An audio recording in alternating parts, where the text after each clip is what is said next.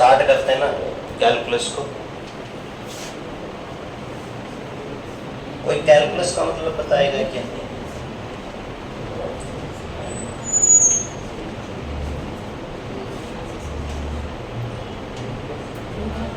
क्या मतलब होता है कैलकुलस का? क्या है कैलकुलस? बताएं, क्या है कैलकुलस? कोई हिस्ट्री का सब्जेक्ट है क्या? है? किसका है? मैथ का। किसका है? मैथ। क्या पढ़ते हैं इसमें?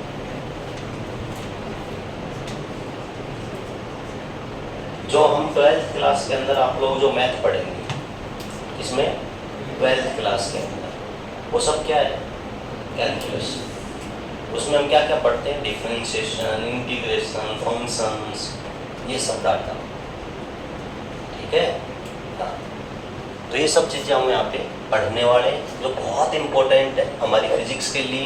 कोई भी चीज़ आपको ऐसी नहीं मिलेगी कैलकुलस से बाहर। कोई भी फंक्शन पढ़ेंगे तो भी कैलकुलस का यूज होगा। वेलोसिटी से एक्सेलरेशन पूछेगा काइनेमेटिक्स के अंदर, पूरी फिजिक्स की बात कर रहा हूँ, उसमें सभी पूरी कंप्लीट फिजिक्स में डिफरेंशिएशन, इंटीग्रेशन है। इतना मैथ तो आपको सीखना पड़ेगा कि आपको डिफरेंशिएशन करना आता हो, इंटीग्रेशन आता हो, 10th क्लास तक का मैथ बहुत अच्छे से आता हो। ठीक है? फिर आप तो जेई के हैं, आपको बहुत और भी चीज़ें सीखनी है, लेकिन फिजिक्स के लिए क्या इम्पोर्टेंट है मैं सिर्फ इतना ही बताऊँगा। ठीक है? आप लोगों के लिए थॉट है कि ना संघर्ष ना तकलीफ तो क्या खाक मज़ा है जीने में। कि तो ज़िंदगी के अंदर तकलीफ ही नहीं है, संघर्ष ही नहीं है, तो कोई मज़ा नहीं है ना। अब कुछ दोस्त ऐसे होते हैं कि अभी तो चलो आप सभी लोग बिजी हैं, किसमें सभी पढ़ रहे हैं। अब हमारे कुछ दोस्त ऐसे हैं साथ के जिनके पास कोई काम नहीं है, कोई काम नहीं। वो काम करना चाहते हैं लेकिन काम नहीं है। कुछ लोगों के पास बहुत काम होता है, जैसे हम इतने बिजी हैं कि फ़ोन किसी का उठाने का टाइम नहीं कि यहाँ से चले जाओ अपनी पढ़ाई करें, फिर बच्चों के लिए तुम्हारे पेपर सेट करना, देखना कि किस तरीके से क्वेश्चन सेट करने की एग्ज़ाम में वो क्वेश्चन आए। तो मतलब 24 आवर हमारी आपकी दुनिया होती है, बस पढ़ाई की दुनिया होती है, इसके अलावा किसी के लिए टाइम ही नहीं होता है। तो चैलेंज आप लेते रहें, है ना, लाइफ के अंदर चीज़ों को सीखते रहें, नॉलेज को, है ना। पढ़ाई को सिर्फ एक रट्टाफिकेशन की नज़र से मत देखो।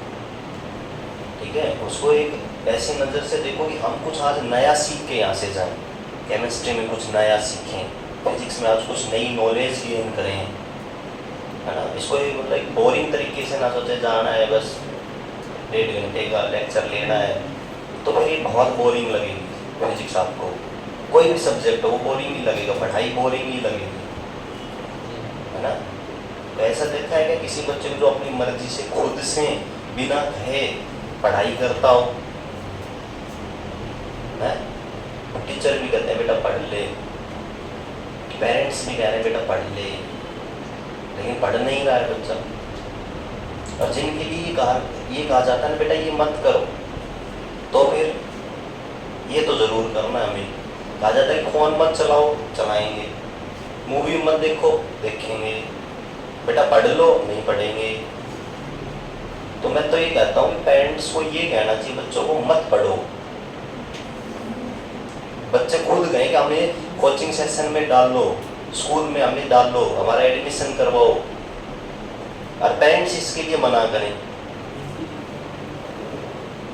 अक्सर देखा होगा ना कि जिन लोगों के पास सुविधाएं नहीं है वो बच्चे जो स्कूल नहीं जा सकते वो पढ़ते हैं, दूसरों की बुक मांग के लेके आएंगे, पढ़ेंगे। घर में लाइट नहीं है तो दूसरों की लाइट के नीचे जाके पढ़ेंगे। नहीं, जिनके पास जो सुविधाएं नहीं है वो अपने आप कवर करते हैं, और जिनके पास ये सुविधाएं अवेलेबल हैं, आप लोगों के पास अवेलेबल हैं इसलिए, है ना, वो टाइम पास करके जाते हैं। तो टाइम पास ना करें, संघर्ष करें जिंदगी के अंदर, तभी कुछ है। तो ना संघर्ष ना तकलीफ तो क्या खाक मजा है जीने में, कोई फिर मजा नहीं है। पड़े रहो बेड के ऊपर, कोई सपना ही नहीं है तो क्या है, कुछ नहीं है। बड़े बड़े तूफान थम जाते हैं जब आग लगती है सीने में। तो सीने में तो आग लगानी बहुत जरूरी है कि जब आपके पेरेंट्स ने जब IIT में इधर एडमिशन करवा दिया तो एक बार पड़ोसियों के बच्चों का हाल पूछो क्या है ना। वो आप लोगों के कहीं ना कहीं इनडायरेक्ट वे से एग्जाम्पल देते हैं कि उनका बच्चा IIT लिख रहा है कि तेरे क्या हो गया। अब हो ना हो आपका काम है, आपकी किस्मत। किस्मत तो क्या ही होती है कि आप यहाँ मजे लेके जा रहे हो कि पढ़ के जा रहे हो। उनको नहीं पता उन पेरेंट्स को कि कोचिंग सेंटर में गया है कि वहाँ तो मजे ही कर रहा है। लेकिन 2 साल जब तक आप तैयारी करेंगे, जब तक रिजल्ट नहीं आएगा तब तक उनके दिल में यही रहेगा, तो कहीं ना कहीं इनका इसका सिलेक्शन ना हो जाए। ठीक है, तो लेकिन आपके पेरेंट्स भी प्राउड से ये महसूस करते हैं, 2 लोगों को बताते हैं कि हमारा बच्चा IIT लिख रहा है, तैयारी कर रहा है। उनकी इज्जत भी रखो, क्योंकि 2 साल बाद कहीं उनको ये ना कहना पड़ जाए कि हुआ ही नहीं, बोर्ड ही पास नहीं हुआ, IIT तो बहुत दूर की बात है ना। इसलिए नॉलेज को गेन करो, आराम से चीज़ें चल रही हैं, बिल्कुल धीरे धीरे पढ़ाया जा रहा है और मैं ऐसे ही पढ़ाता रहूँगा पूरी 2 साल, स्लो आराम से। लेकिन जो बच्चे जैसे अब तैयारी मेरे साथ साथ लेक्चर तैयार नहीं किया, आज 8 लेक्चर कंप्लीट हो चुके हैं। अब किसी का तो ये बैकलॉग तैयार हो चुका 8 लेक्चर का, क्यों ही मेरे साथ चल रहा है कदम से कदम मिला के। जब कदम से कदम मिला के पूरी साल चलोगे तो टेंशन फ्री हो जाओ, और बैकलॉग तैयार होता गया तो अपन साथी नहीं है। ठीक है, इंजॉय करते समय इंजॉय करें, पढ़ाई करते समय पढ़ाई करें। 1 घंटा जब यहाँ 1.5 घंटे का लेक्चर हुआ है तो सिर्फ टीचर को सुनो, फिर बाहर की दुनिया को भूल जाओ क्या चल रहा था। फिर 1.5 घंटे सिर्फ टीचर क्या सिखा रहा है, मुझे मेरे क्या डाउट है वो सब क्लियर कर लो। समझ में आ रहा है कि नहीं आ रहा? हाँ। लेकिन अक्सर हम उल्टा काम करते हैं, जब पढ़ने का टाइम होता है तो हम दूसरी दुनिया में रहते हैं दोस्तों के साथ कि बाहर जाके क्या करना है मेरे को, है ना। तो ना तो यहाँ पे आप किसी मजाक का इंस्ट्रूमेंट बने और ना ही यहाँ इंजॉयमेंट का। आप जैसे यहाँ बैठ करके जा चुके हैं, कुछ सिलेक्शन लेके गए, कुछ घर चले गए, तो वही टाइम पीरियड आपका स्टार्ट हो गया है। अब टाइम घटने लगा है। 2 साल का था जिस दिन फर्स्ट टाइम आए, अब उसमें इस दिन घटने लग गए। ठीक है, क्योंकि नेक्स्ट जनवरी के अंदर हम ये कह देंगे कि खत्म +1, अब +2 जो फिर बर्डन 12th बोर्ड का भी होगा बेटा, और IIT का भी एग्जाम देना पड़ेगा जनवरी के अंदर, है ना। इसलिए साथ साथ ही करते रहें तो आपकी अच्छा है।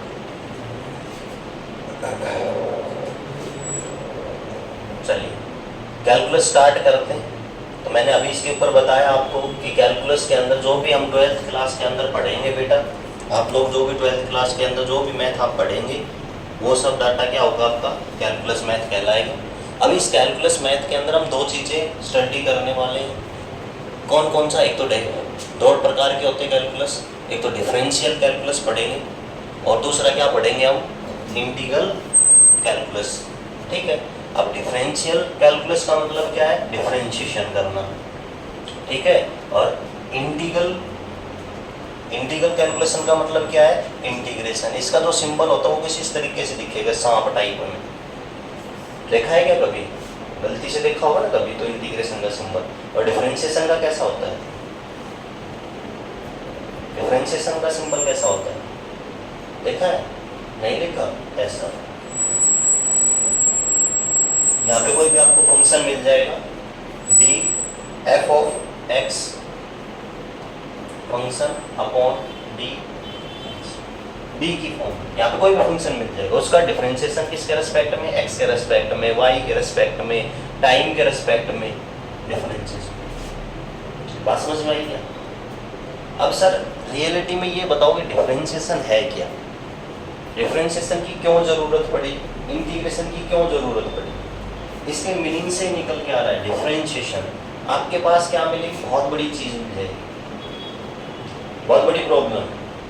क्या उस प्रॉब्लम को एक साथ सोल्व कर सकते हो क्या, कर सकते हो क्या, नहीं ना, उसके छोटे छोटे पार्ट करने पड़ते हैं। It means differentiation. क्या करते हो उसका, डिफरेंशिएशन।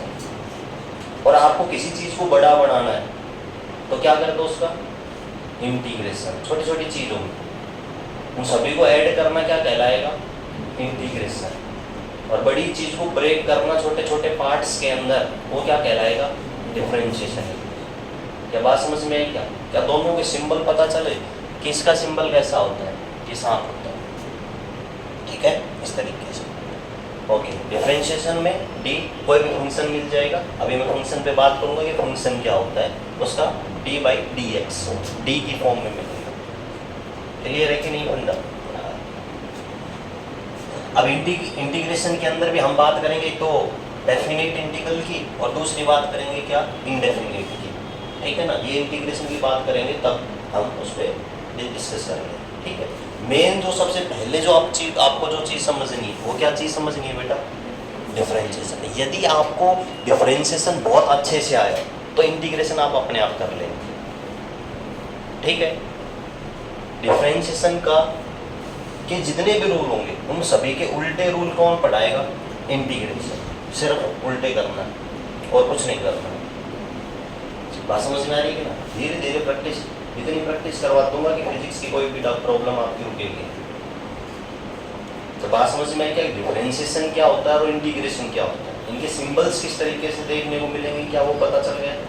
थोड़ा सा आगे चलें, क्या ये नोट हो गया, इसको नोट कर लेंगे।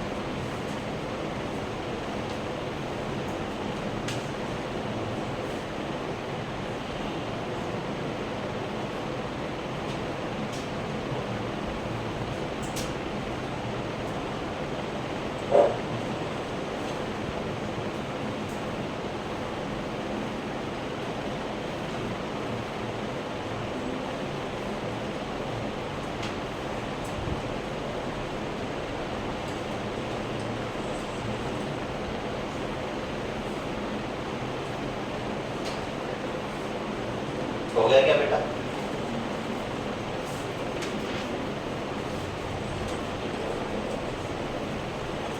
चलिए। तो मैंने अभी अभी बात की कि सर एक फंक्शन की बात की, मैंने एक वर्ड यूज किया था कि एक फंक्शन मिलेगा, उसका डिफरेंशिएशन हमें करना होता है। तो सबसे पहले हम ये जानेंगे कि फंक्शन क्या होता है। क्या होता है फंक्शन, क्या होता है, हेडिंग डालें फंक्शन।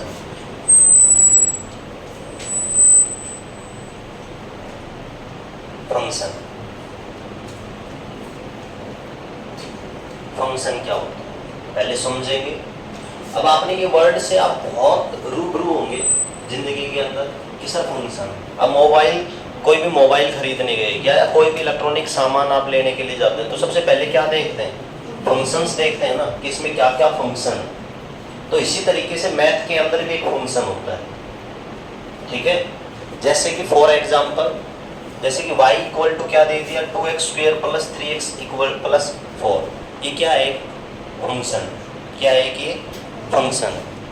ठीक है, अब इसकी वैल्यू कैसे कैसे आप निकाल सकते हैं, कैसे मैथ में आपको मिलेगी कि सोचो एक बार मैंने यदि मैंने x इक्वल टू 0 पुट किया, फंक्शन के बारे में जान रहे कि क्या क्या उसमें कौन इंडिपेंडेंट होता है कौन डिपेंडेंट होता है, ये सब चीजें हम धीरे धीरे देखें। तो आपको एक फंक्शन दिया y equal to 2x² plus 3x plus 4 और यदि मैंने x इक्वल टू 0 पुट किया तो आपको वैल्यू क्या मिलेगी, क्या मिलेगी? और y इक्वल टू पुट कर दो ना 2 0 का स्क्वायर प्लस 3 इंटू 0 प्लस 4, क्या आंसर मिला? y equal to 4। यदि मैंने कहा इफ x इक्वल टू क्या पुट कर दो बेटा 1 पुट करते हैं, क्या मिलेगा बताओ क्या मिलेगा? थोड़ी सी माइंड में कैलकुलेशन कर लो ना यार। 1 का स्क्वायर क्या होगा 1, 3 x की जगह 1 पुट करेंगे तो क्या आया 3 प्लस 4, तो 2 प्लस 3 5, 5 प्लस 4 9, तो क्या आ गया 9।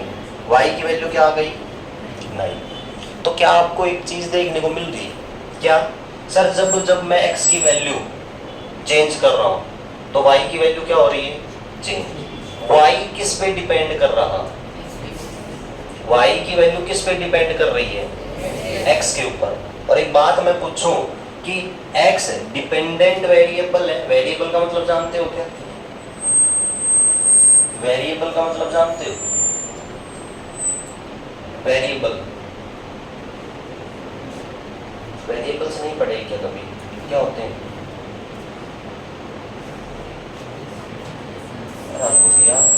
एक्स वाई ये वेरिएबल्स नहीं पढ़े क्या, जिनकी वैल्यू क्या करते हैं हम वेरी करवाते हैं, चेंज करवाते हैं। नहीं, जैसे कि कहा कि x की जगह मैंने एक बार 0 पुट किया तो x क्या है एक वेरिएबल है। और मेनली हम जो यूज करते हैं मैथ के अंदर वो x और y यूज कर लेते हैं। ए बी सी पूछो तो ये क्या है, ए बी सी क्या है, ये वेरिएबल है, कॉन्स्टेंट्स के रूप में यूज करते हैं मिलकर। अगर कहीं मैंने पूछा क्वालिटी की इक्वेशन जब पढ़ी थी वहां पे क्या पढ़ा था ax square plus bx plus c, यही तो था। मैंने पूछा c क्या है कांस्टेंट है, तो कांस्टेंट मतलब कोई जरूरी नहीं कांस्टेंट हो, लेकिन हम इनको जो हम डे टू डे लाइफ के अंदर या मैथ के अंदर जो यूज करते हैं वो क्या करते हैं इसका सिंबल कांस्टेंट यूज करते हैं। तो c एक कांस्टेंट के रूप में आता है, abc क्या है कांस्टेंट, कोई नंबर है नहीं। एक्स वाई भी क्या है, यहाँ पे भी कोई वेरिएबल मिलेगा चेंज, जिसकी वैल्यू हम चेंज करते हैं, इसलिए हम एक्स वाई का यूज कर लेते हैं। ठीक है, तो इसमें आप बताइएगा कि वाई जब डिपेंड कर रहा है एक्स के ऊपर तो डिपेंडेंट और इंडिपेंडेंट वेरिएबल कौन से हैं? एक्स क्या है डिपेंडेंट या इंडिपेंडेंट बताओ? इंडिपेंडेंट। तो एक्स तो क्या है बेटा आपका इंडिपेंडेंट, और y क्या हो गया आपका डिपेंडेंट।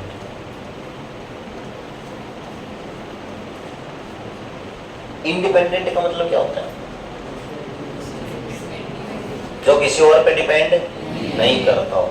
आप लोग हैं डिपेंड करते हैं कोई इंडिपेंडेंट हो किन पे? फैमिली के ऊपर, अपने फादर के ऊपर। यदि वो पॉकेट मनी देंगे तो यूज करेंगे, यदि उन्होंने 100 रुपए आपको दिए तो 100 रुपए यूज करेंगे ना, 200 कर सकते हैं क्या? नहीं ना। तो आप डिपेंड करते हैं किसके ऊपर? अपने फादर के ऊपर। ठीक है, लेकिन इंडिपेंडेंट कौन है आपके फादर? क्या वो आपसे पूछ के खर्च करते हैं क्या?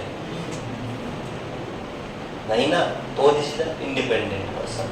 ठीक है, तो वाई जो है ये क्या है डिपेंड, इसकी वैल्यू डिपेंड कर रही किसके ऊपर बेटा? एक्स के ऊपर। क्यों? एक्स की वैल्यू जैसे ही चेंज होगी वाई अपनी वैल्यू को क्या कर देगा? चेंज कर देगा। बात समझ में?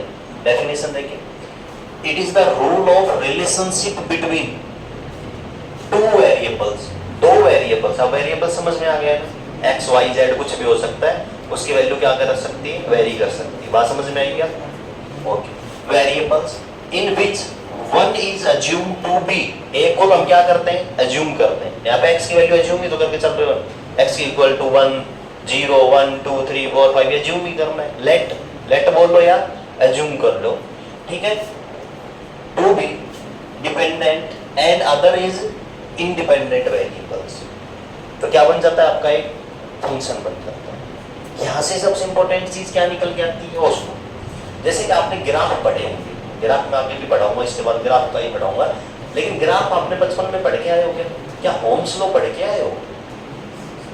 ग्राफ क्या होते हैं, उसमें दो एक्सिस आपने देखी होंगी, एक तो कौन सी एक्स एक्सिस और एक कौन सी, जैसे कि अगर मैं बात करूं, आपने 10th क्लास का होम्स लॉ याद है क्या?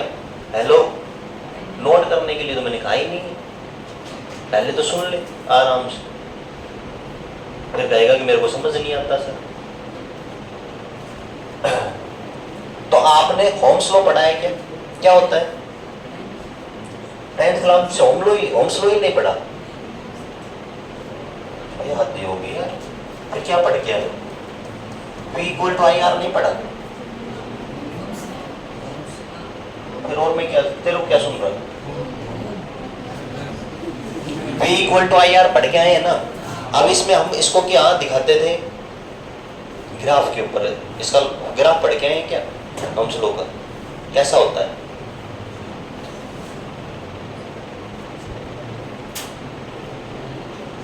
फिर वेलोसिटी टाइम ग्राफ पढ़ के आए हो?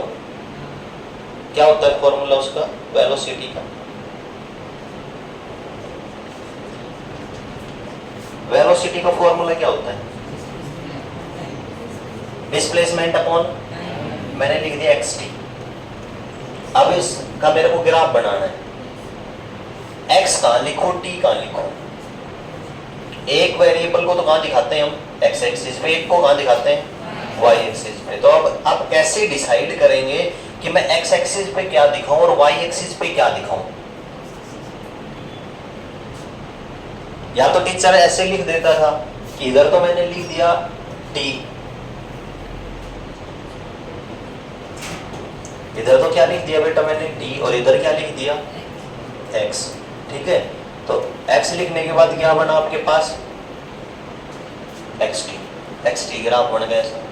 जो भी इसका स्लोप आएगा वेलोसिटी दे देगा। तो हम इस चीज को रट के रख देते हैं, इधर सर ने t लिखा तो हम भी t लिखेंगे, इधर अगर x लिखा है तो हम भी क्या लिखेंगे x। लेकिन बेटा कंडीशन तो माननी ही नहीं ना। तो ये कौन डिसाइड करता है? ये डिपेंडेंट और इंडिपेंडेंट वेरिएबल ही डिसाइड करता है। अब टाइम डिपेंडेंट है कि इंडिपेंडेंट है? अगर दो फंक्शन, इनमें से दो वेरिएबल्स में से ये पूछो कि टाइम डिपेंडेंट, क्या टाइम x पे डिपेंड कर रहा है या x t पे डिपेंड कर रहा है? x डिपेंड कर रहा है किसके ऊपर, t के ऊपर। तो हमेशा इंडिपेंडेंट वेरिएबल किधर आता है बेटा, x एक्सिस के ऊपर, और डिपेंडेंट वेरिएबल किधर आता है, y एक्सिस पर। बात समझ में आई? गलती मत करना ग्राफ को बनाते समय, क्योंकि अब बहुत सारे ग्राफ हम काइनेमेटिक्स के अंदर पढ़ेंगे, उसमें आपको खुद से ये पता होना चाहिए कि x एक्सिस के ऊपर हमें इंडिपेंडेंट वेरिएबल लिखना है और y एक्सिस में हमें कौन सा डिपेंडेंट वेरिएबल लिखना है। क्या दोनों में से पहचान पाओगे क्या? जिस तरीके से आपने x और y को में पहचाना कि x एक इंडिपेंडेंट वेरिएबल, y क्या है, डिपेंडेंट, इसी तरीके से आपके पास जो भी फंक्शन दे रखा होगा उनमें से पहचानना पड़ेगा कि डिपेंडेंट कौन सा और इंडिपेंडेंट कौन सा। बात समझ में आई क्या? नोट कर लेंगे इसको।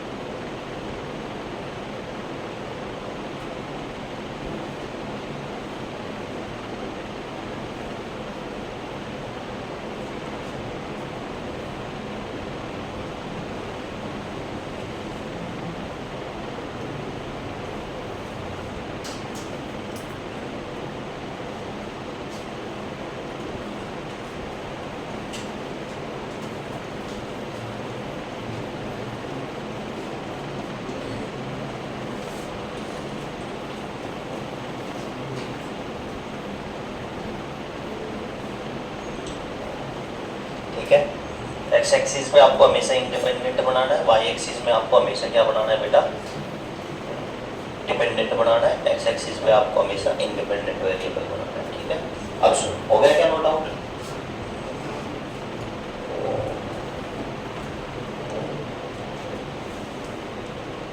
अब सुनो, फंक्शन रियलिटी में एक मशीन है। क्या है? एक मशीन, एक मशीन की तरह काम करता है। आपने जैसे मोबाइल का फंक्शन देखे, आपने कॉलिंग वाले पे क्लिक किया तो क्या कॉलिंग की खुलती है, या कॉलिंग की जगह फोटो भी खुल जाती है? ऐसा है क्या? नहीं ना। कॉलिंग को, गैलरी को खोलना चाहो तो गैलरी खुलेगी, कॉलिंग खोलना चाहे कॉलिंग खुलेगी, जो भी आप खोलना चाहेंगे उसी फंक्शन को क्या करते हैं आप, टच करते हैं। ऐसा तो बोलते हैं। तो फंक्शन क्या है रियलिटी में? क्या है? एक बेटा मशीन है, जो हम इनपुट देते हैं आउटपुट हमें मिल जाती है। कैसे सर? सोचो और सुनो। ये लो, एक मशीन बनाई मैंने, इस मशीन के अंदर मैंने एक फंक्शन डाल दिया। क्या डाल दिया? एक फंक्शन। और वो फंक्शन क्या डाला मैंने? डाला एक्स स्क्वेयर। क्या डाल दिया मैंने? X square. क्या? वाई इक्वल टू क्या डाल दिया? X square. ये भी क्या एक फंक्शन है। मैंने इनपुट दी यहाँ से, और इनपुट में मैंने क्या दिया?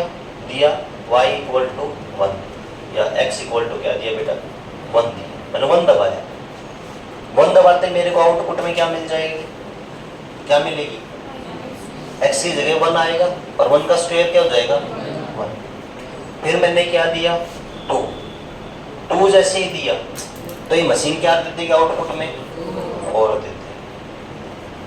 यदि मैंने दिया यहाँ से 3 तो क्या मिलेगा? क्या एक मशीन की तरह काम नहीं कर रहा है क्या? तो रियलिटी में फंक्शन क्या है? एक मशीन। बात समझ में आई क्या? y equal to x square. अगर मैंने यहाँ पे डाल दिया 3x स्क्वेयर तो एक फंक्शन हो जाएगा, इनपुट दो आउटपुट में आपको कुछ मिल जाएगा। बात समझ में आ रही है कि नहीं? अब इसको भी लिखने थोड़ा।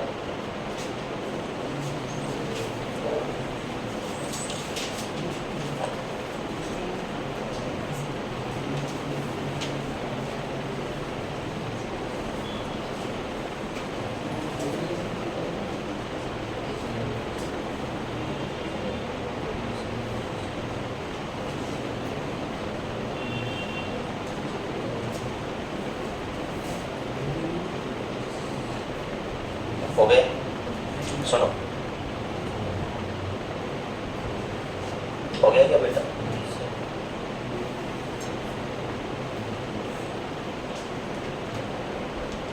अब आपको ये फंक्शन लिखा कैसे मिलेगा? लिखा हुआ कैसे मिलेगा? अब y है वो डिपेंड कर रहा है किसके ऊपर? x के ऊपर। तो ये लिखा हुआ कैसे मिलेगा कि y is dependent on x? ऐसे पूरा तो लिखा हुआ नहीं मिलेगा, लेकिन आपको पढ़ना ऐसे पड़ेगा। सुनो,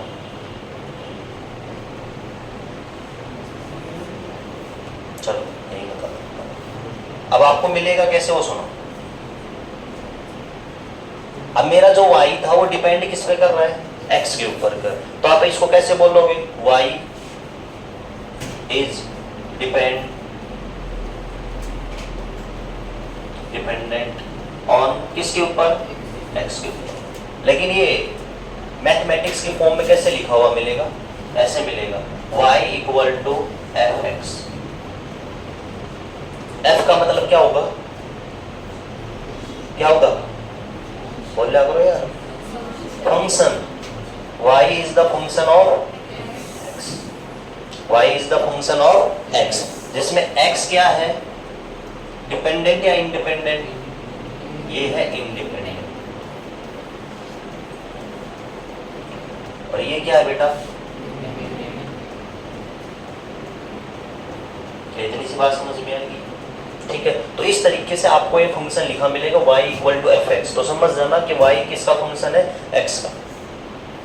ठीक है ना? y डिपेंड कर रहा किसके ऊपर? x के ऊपर। तो कैसे बोला जाएगा? y is dependent on x। बोलते समय, लिखते समय y equal to f x ऐसे लिखा हुआ मिलेगा। ठीक है, चलो और देख लें। और कैसे जैसे इक्वेशन लिखी मिल सकती है आपको? और जैसे कि y x equal to 2x square plus 3x plus 2। ये भी एक फंक्शन है y x, y is the function of x, और जो क्या है 2x² + 3x प्लस ऐसे भी लिखा मिल सकता है। तो घबराना मत कि सर y के साथ x लग गया तो क्या हो गया। अब हम x की वैल्यू कुछ भी पुट कर सकते हैं। लेट इफ x = 0 ही पुट कर दिया तो आप क्या लिखोगे y 0। नहीं आई क्या बात समझ में? अरे समझ में आ रहा है कि नहीं आ रहा? y को x की जगह क्या पुट कर दिया 0 = 2 0 का स्क्वायर + 3 × 0 + 2 कितना आया 2। y 0 की वैल्यू क्या आएगी? बात समझ में आई कि ना? तो y की वैल्यू यार ठीक है। तो इस तरीके से किसी भी फॉर्म में लिखा हुआ मिल सकता है y = fx या yx = कोई भी फंक्शन। ठीक है, नोट करें।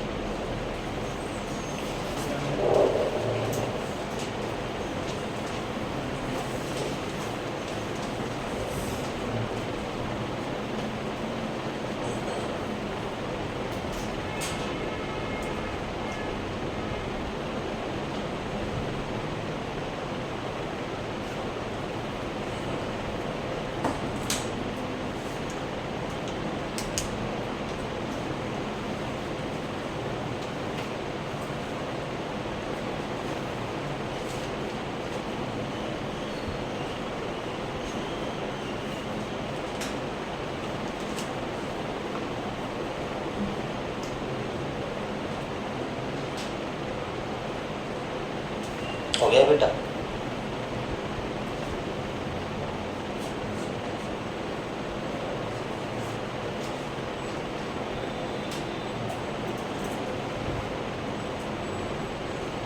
ठीक है, तो डाउट है किसी का? कोई चीज समझ में ना आई तो किसी भी तरीके से लिखा मिल सकता है, घबराना नहीं। चलिए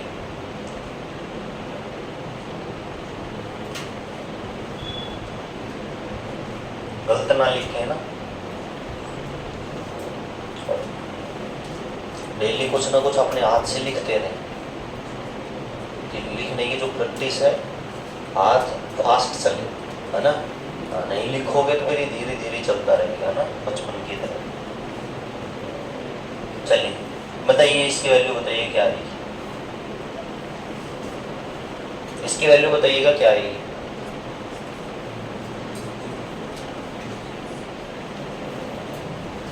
y2 क्या होगा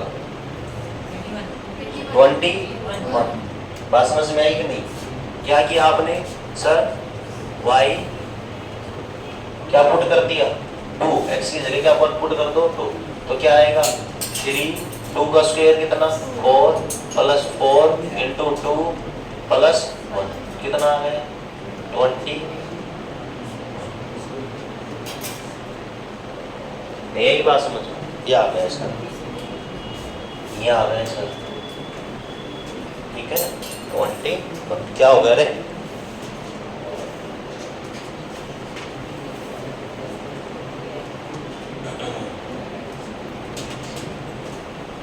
तो कुछ भी कैसी तरीके से वैल्यू पूछ सकता है।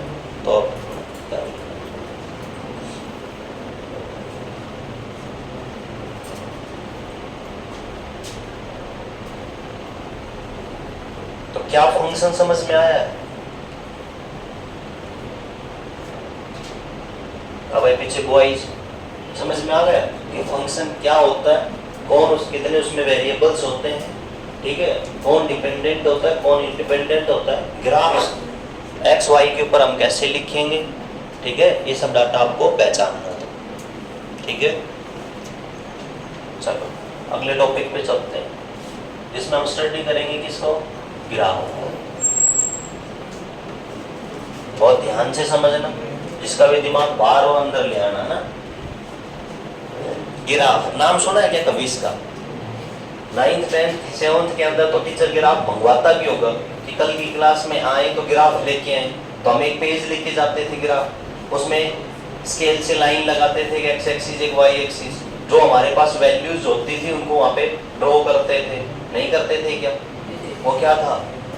ग्राफ था।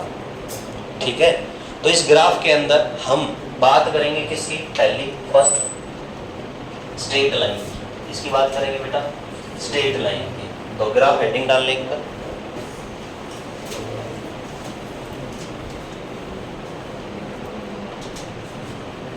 चलो इसके अंदर हम जो बात कर रहे हैं वो किसकी कर रहे हैं, स्ट्रेट लाइन।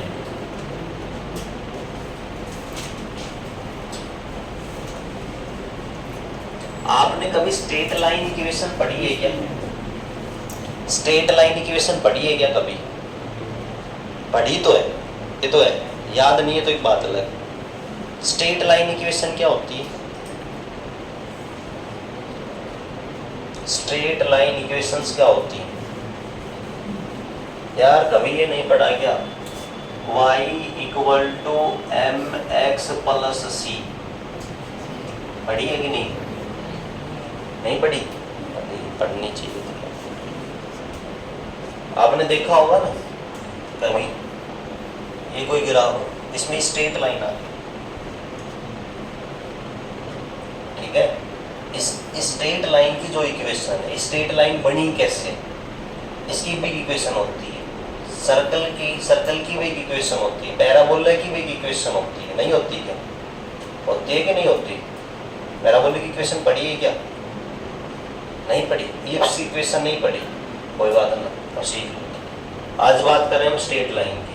तो जो आप ये स्ट्रेट लाइंस बनाते थे ग्राफ के अंदर, स्ट्रेट लाइन का मतलब तो जानते हैं एकदम सीधी, ठीक है ना? हाँ, तो स्ट्रेट लाइन इक्वेशन जो होती है हमारे पास, ये होती है y equal to M x plus C. इसको याद करना है, इसके प्रूफ पे नहीं जाना है कि स्ट्रेट लाइन इक्वेशन ये आई कैसे, हमें प्रूफ नहीं चाहिए, ठीक है?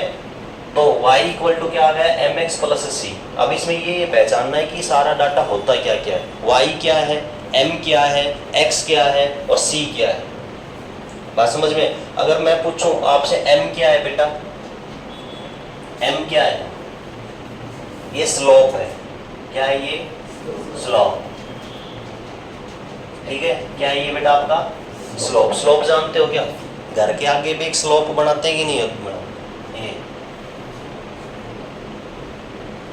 ठीक है, स्लोप है। c क्या है? c क्या है बता सकते हो? c क्या है बताओ, c क्या है? ये आपके पास है इंटरसेप्ट पॉइंट,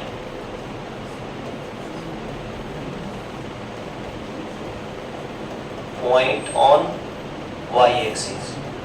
अभी और भी समझ में आ जाएगा, अभी याद रखिए कि c क्या है, एक वो पॉइंट है जो y एक्सिस के ऊपर क्या कर रहा होगा, कट कर रहा होगा, ठीक है?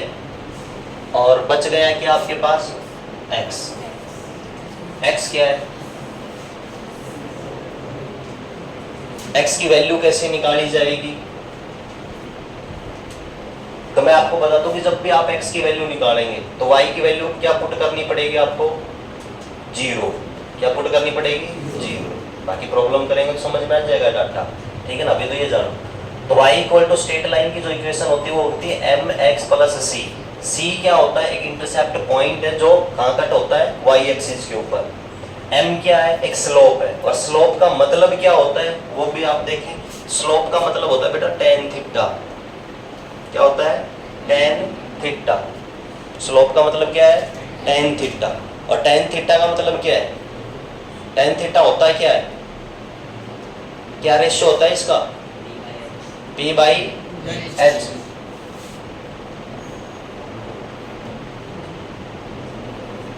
ये आता है क्या?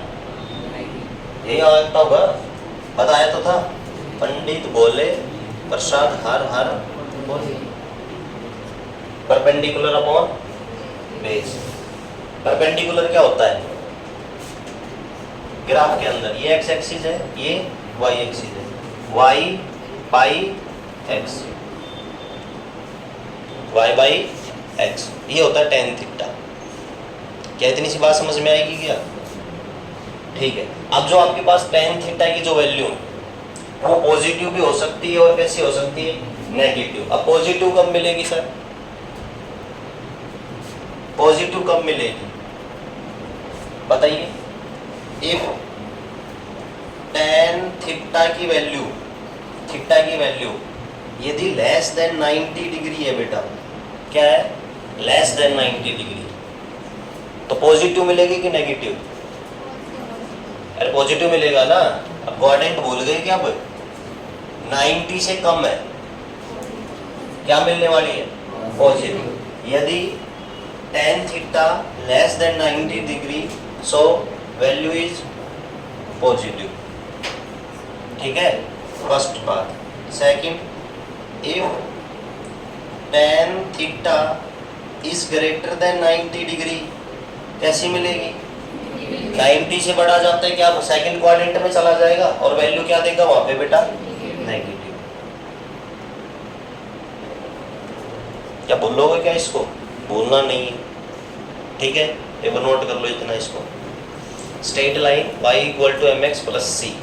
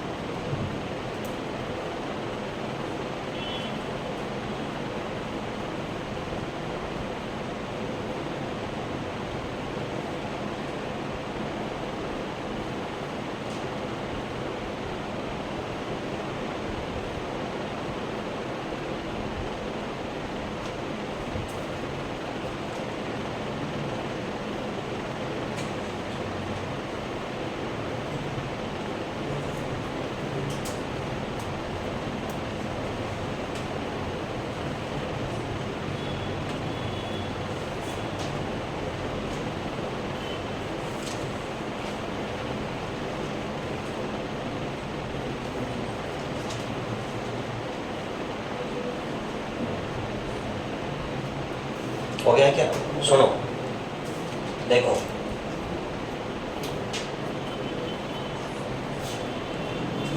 अब एक बात बताइएगा, जब थीटा की वैल्यू लेस देन 90 डिग्री, तो कैसी वैल्यू मिल रही है tan थीटा की? पॉजिटिव। तो इसका स्लोप कैसा मिलेगा? पॉजिटिव की नेगेटिव? अब स्लोप का नाम बोलते ही आपके दिमाग में क्या जाना चाहिए? m की वैल्यू। तो m की वैल्यू क्या मिलेगी? पॉजिटिव या नेगेटिव? tan थीटा की वैल्यू तो पॉजिटिव है, तो tan थीटा क्या होता है? स्लोप। और स्लोप का मतलब क्या है? m। तो मिलने वाली यहाँ पे m की वैल्यू भी क्या मिलेगी? पॉजिटिव। जब tan थीटा थीटा की ग्रेटर देन 90 डिग्री है, तो इसकी वैल्यू जब नेगेटिव है, तो स्लोप की भी वैल्यू क्या मिलनी चाहिए? नेगेटिव। इतनी सी बात समझ में आ गई क्या? हाँ। अब सुनो, हमने अभी तक एंगल मेजर किया, कल की क्लास में हमने क्वाड्रेंट्स भी पढ़े थे। तो क्वाड्रेंट्स के अंदर ये जैसे फर्स्ट क्वाड्रेंट था, ये सेकंड क्वाड्रेंट था, ये थर्ड क्वाड्रेंट था, ये फोर्थ क्वाड्रेंट था। क्लियर है? हमने इसमें एंगल कैसे मेजर किया था? क्लॉकवाइज या एंटी क्लॉकवाइज? क्लॉकवाइज और एंटी क्लॉकवाइज का मतलब जानते हो? एंटी क्लॉकवाइज क्या होता है? जो घड़ी के अपोजिट चलता है, और क्लॉकवाइज जो घड़ी के साथ चलता है। तो हमने इसमें एंगल कैसे मेजर किया था? क्लॉकवाइज या एंटी क्लॉकवाइज? एंटी क्लॉकवाइज किया था ना, ऐसे मेजर किया था सर हमने एंगल, ऐसे किया था कि ना? 0 से 90, 90 से 180, 180 से 270, 270 से 360। बात समझ में?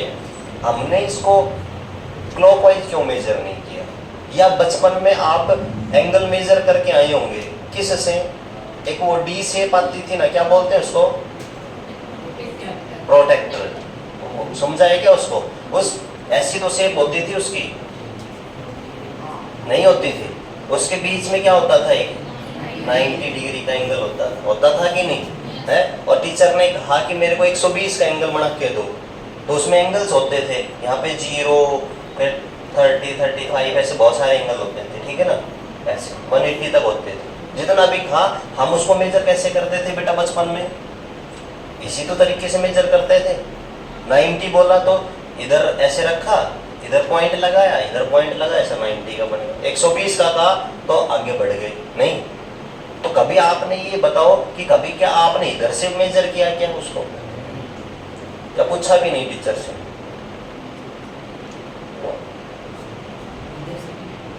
बेटा इधर से भी मेजर कर देगा, किधर से, दोनों तरफ से 90, 90 तो दोनों तरफ से आएगा 180, यहाँ पे 180 है।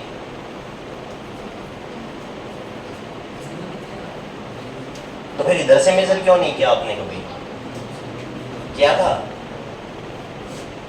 इधर से भी कभी मेजर करके दिया था क्या टीचर को?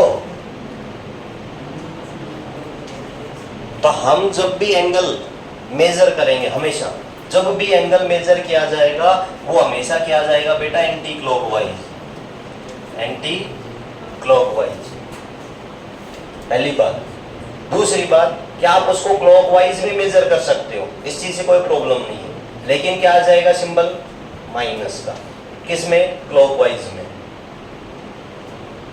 बात समझ में आई? कैसे सर? सुनो, मेरे को यहां में मेजर कर दिया, मान लो 135, कैसे 135 का अगर मैंने एंगल पूछा तो आप सीधा मेजर करोगे 135 सर, ये हो गया। यदि किस में? जब आपने इसको एंटी क्लॉकवाइज मेजर किया तब। अब क्लॉकवाइज मेजर करना हो तो कैसे जाओगे? ऐसे। अब कितना मेजर करोगे? कितना बच गया नीचे? अरे नीचे 135 तो यहाँ हो गया, नीचे का कितना बच गया? 45। तो कितना मेजर करोगे? -45 डिग्री। बात समझ में? ये नहीं है कि 135 बनाने के लिए सर इधर मेजर कर दे 135, ना ना ना, इधर से ही मेजर करो, लेकिन कितना? 45। बात समझ में? साइन किसका लग जाएगा? माइनस का। माइनस का 45 मेजर कर लो, एंगल कितने का बन जाएगा आपका? 135 का। तो इसलिए हम माइनस के चक्कर में ना पड़े, इसलिए हम किसको मेजर करते हैं? हमेशा एंटी क्लॉकवाइज, एंटी के अनुसार मेजर करते हैं, अंकल के अनुसार नहीं किया जाता है। बात समझ में आएगी? तो आंटी को याद रखना, अंकल को ठीक है ना? तो इसलिए हम हमेशा मेजर करेंगे, बहुत इंपॉर्टेंट बात है, मैं फिर बता दिया आपको। एंगल कैसे मेजर होगा? एंटी क्लॉकवाइज, अंकल के अनुसार कर सकते हैं, लेकिन फिर आप इस बात का याद ध्यान रखना, माइनस का। बात समझ में? कि क्लॉकवाइज में ऐसा सिस्टम होता है, ठीक है? तो इन सब फंक्शंस, क्वाड्रेंट्स की बात वगैरह हमने कर ली थी इसके अंदर, और मैंने आपको ये भी बताया कि एंगल हमेशा कैसे मेजर किया जाएगा। तो इसमें एक बात लिख लें, स्टार बना के,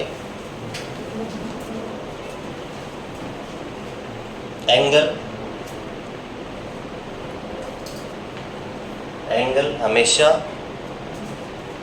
एंटी क्लॉकवाइज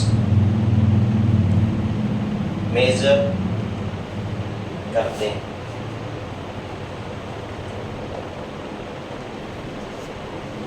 ठीक है?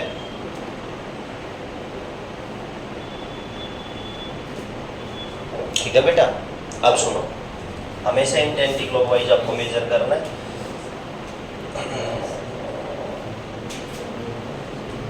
सुनो, हम कुछ एक आपको लाइंस देता हूं, इनकी आपको इस तरीके से क्या दे दी, मैंने आपको लाइन दे दी, इनकी इक्वेशन लिखनी है। क्या लिखनी है? इक्वेशन। यहाँ सी है, इधर माइनस सी, ठीक है? इन स्ट्रेट लाइंस की क्या लिखनी है? इक्वेशन। लिख सकते हो क्या? लिख सकते हो क्या? पहली लाइन की स्ट्रेट लाइन ही है ना, स्ट्रेट लाइन की इक्वेशन पता है क्या होती है? क्या होती है? y = mx + bc। इतनी सी बात समझ में? तो पहली लाइन की इक्वेशन बताइएगा क्या होगी।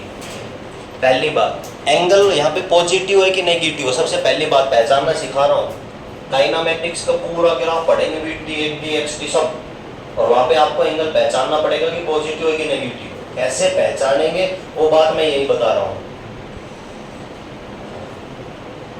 इसके ऊपर एंगल कैसा है? पॉजिटिव है कि नेगेटिव है? एंगल कैसा? Positive negative. कैसे बताएंगे? तो आप हमेशा कहां से चलोगे? हॉरिजॉन्टल डायरेक्शन से, मतलब एक्स एक्सिस से। कहां? Anti clockwise. करो मेजर। अगर मैंने पूछा कि ये एंगल दिस कहां से चला? हॉरिजॉन्टल एक्सिस से। ये थीटा पॉजिटिव है कि नेगेटिव? थीटा कैसा है? Positive negative.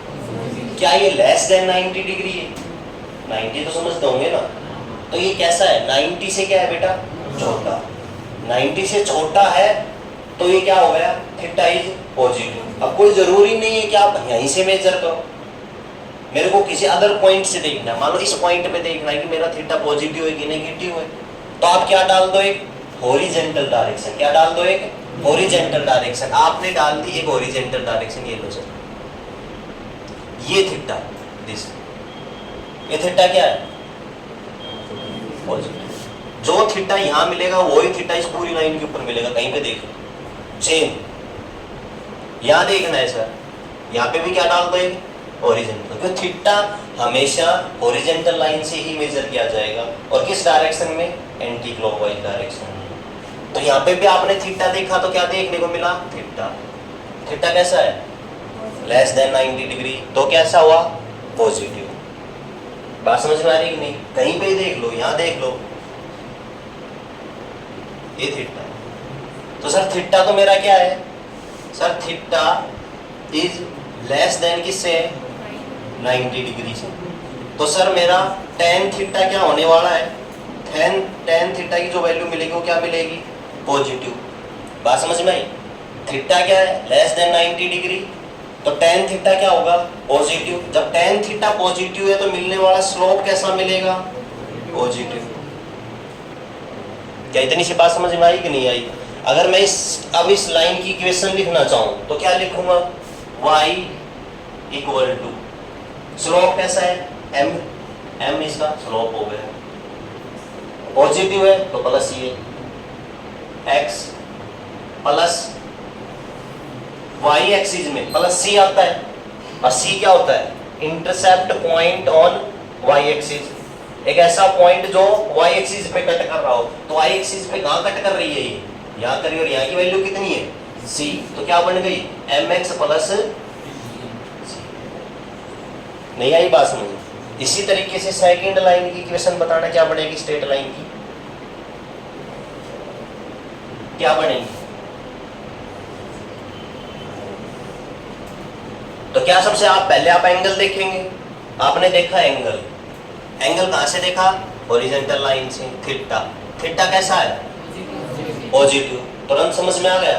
अब चाहे इस पूरी लाइन पे कहीं पर भी थीटा चेक कर सकते हो कि नहीं, यहाँ करना है कर लो सर। हॉरिजॉन्टल एक लाइन डाल ली, ये आपने देखा थीटा, थीटा कैसा है यहाँ, पॉजिटिव। चाहे पूरी लाइन पे कहीं पर भी थीटा देख सकते हो, हॉरिजॉन्टल लाइन डालो, एंटी क्लॉकवाइज मेजर करो, थीटा देखो पॉजिटिव है कि नेगेटिव। बात समझ में, थीटा सर पॉजिटिव। जब मेरा थीटा इसके लिए लिख रहा हूं यहाँ, थीटा जब मेरा लेस देन क्या है, 90 डिग्री के है, तो कैसा मिलने वाला है, वो बोलते रहा करो, लेस देन 90 डिग्री। तो क्या कह सकता हूं कि सर मेरा tan थीटा कैसा होगा, पॉजिटिव होगा। tan थीटा जब पॉजिटिव है तो tan थीटा का मतलब क्या है, स्लोप। क्या मतलब है, स्लोप। तो tan थीटा का मतलब है सर स्लोप m, तो m की वैल्यू क्या मिलेगी बेटा, पॉजिटिव मिलेगी। तो सर y इक्वल टू क्या मिलेगा, m, और क्या हो जाएगा, x, mx प्लस c की वैल्यू कितनी है यहाँ, क्या यहाँ प्लस 0 लिखना जरूरी है क्या, ना भी लिखो तो 0 तो 0 ही होगा यार। तो इस लाइन की इक्वेशन क्या बनेगी, y इक्वल टू mx। क्या आप थर्ड लाइन की इक्वेशन आप खुद बता सकते हो क्या बनेगी, बोलो ना यार, क्या बनेगी, y equal to mx plus minus, यहाँ की वैल्यू कितनी है y एक्सिस में, माइनस, तो क्या आ गई, माइनस c। तो क्या आप किसी स्ट्रेट लाइन की इक्वेशन लिख सकते हो कि नहीं लिख सकते, पहला काम थीटा जानना, ठीक है। तो एक एग्जांपल ऐसा करवाऊंगा कि जो जिसमें थीटा क्या होगा, ग्रेटर देन 90 डिग्री। एक बार इसको नोट कर,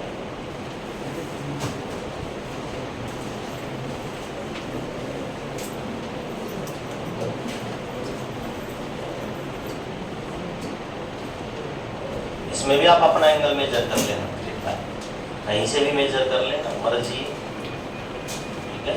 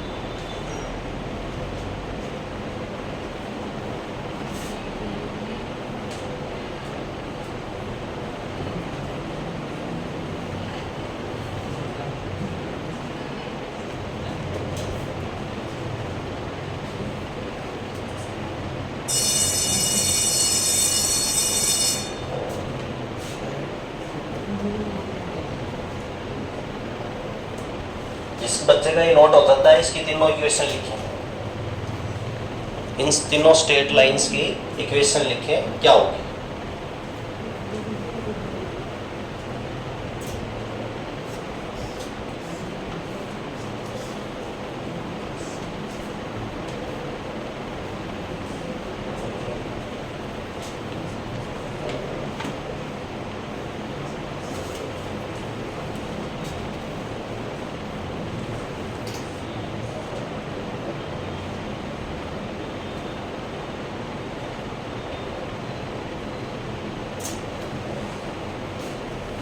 पहली लाइन है, ये फर्स्ट, ये सेकंड, ये थर्ड। फर्स्ट लाइन की इक्वेशन कोई बच्चा बता सकता है क्या? सुनो, मेरी सुन लो, फिर नोट कर लेना एक बार। पीरियड हो, बताइए आपने सबसे पहले तो क्या देखना है, हमें ये पता है सर y स्ट्रेट लाइन की इक्वेशन जो होती है वो होती है y equal to mx plus c। अब मेरे को तो ये वैल्यू देखनी है m पॉजिटिव है कि नेगेटिव है। m देखने का मतलब क्या है, एंगल देखना है। एंगल देखने का मतलब सर tan थीटा देखना है, मतलब थीटा की वैल्यू देखनी है कि पॉजिटिव नेगेटिव। तो सबसे पहले आप क्या देखेंगे, इसका एंगल देखें। तो देखो यहाँ से देख लो, थीटा ग्रेटर देन 90 डिग्री या लेस देन 90 डिग्री, पता चल रहा है ना। जो किसी भी पॉइंट पे इस पॉइंट पे यहाँ देख लो, हॉरिजॉन्टल एक लाइन डाल लो, थीटा देखो, थीटा क्या है, थीटा क्या है, ग्रेटर देन है किससे, 90 डिग्री से, है कि नहीं है। कहीं इस पूरी लाइन पे कहीं पर भी आप देख सकते हो इस तरीके से। तो थीटा जब सोचो, पहली लाइन के लिए बता रहा हूँ, जब मेरा थीटा ग्रेटर देन 90 डिग्री है तो मेरा tan थीटा कैसा होगा, पॉजिटिव कि नेगेटिव? अच्छा नेगेटिव होगा। जब tan थीटा नेगेटिव है तो मिलने वाला मेरा स्लोप कैसा है सर, नेगेटिव है। तो सर m की वैल्यू क्या हो गई, नेगेटिव। तो सर ये बन गई y इक्वल टू माइनस का तो क्या आ गया mx, ठीक है। अब प्लस c या माइनस c, तो सर c वो है जो y एक्सिस पे क्या कर रहा है, एक इंटरसेप्ट पॉइंट है जो y एक्सिस पे क्या कर रहा है, कट कर रहा है। तो c कहाँ है, ये रहा sir y axis, plus c, क्या आ गया प्लस c ना, ये आवाज में। सेकंड लाइन के लिए लिखोगे तो देखो सर ये एंगल 90 तो यही हो गया, 90 प्लस थीटा, मतलब थीटा की वैल्यू क्या है, नेगेटिव। तो क्या आने वाला है इसके लिए, y इक्वल टू माइनस का mx। c की वैल्यू क्या है यहाँ पे, ये c की वैल्यू यहाँ क्या होती है, ओरिजिन पे तो सब जीरो होती है, x एक्सिस पे तो y axis coordinates zero. Third की बताना क्या पड़ेगी, y इक्वल टू माइनस का mx माइनस का AI के पास में। इनको बहुत अच्छे से पढ़ के आना, कल से फिर हमारा डिफरेंशिएशन, इसके कुछ न्यूमेरिकल्स आगे करवाऊंगा, आगे बढ़ते रहेंगे। बात समझ में आई क्या? तो स्ट्रेट लाइन की प्रॉब्लम थी, कल हम आगे आगे जैसे सारी इक्वेशंस पढ़ेंगे, पैराबोला की इक्वेशन क्या होती है, सर्कल की इक्वेशंस क्या होती है, वो सब जानेंगे, ठीक है। हाँ, इतना करते हैं।